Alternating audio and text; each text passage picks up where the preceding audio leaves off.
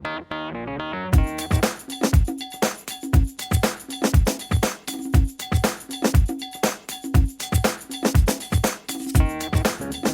best thing that happened though was in that first year I was out of college, I was driving past a shopping mall near my home, and on the marquee on the highway, Paul Ashley and his puppets, and I was thinking, wow, this guy was like one of my idols, when I was a young kid.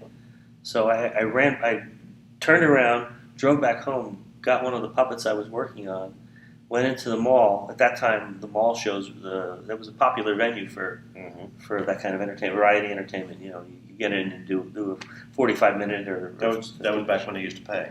Yeah, exactly. Yeah.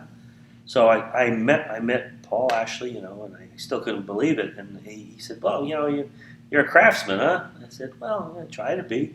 He goes, "Well, why don't you come on back here?" And he took me backstage, and he lined up hanging from hooks on the stage. There were all these puppets that I grew up watching on television.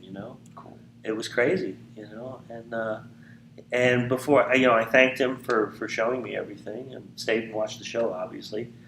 And before I walked out of the little booth that they used as the stage, he said, maybe one day I can use you. So I said, okay, well, we'll try to stay in touch. So maybe fast forward another 8 months. I got a copy of Backstage, the Showbiz magazine for casting in New York, because I was pursuing work as an actor. And Ash Paul Productions. I said, there's something vaguely familiar about that. And I'm reading it, puppeteer needed. He even specified the size hand you needed, which I didn't even know what that meant. So I saw the number, and I called him, and I said, this is probably Paul Ashley, I called him up, and I reminded him, it was indeed him. I reminded him that we had met a few months before, and he goes, oh, yeah, I can use you. Why don't you come out to see me? So that day, I drove to New Rochelle, New York.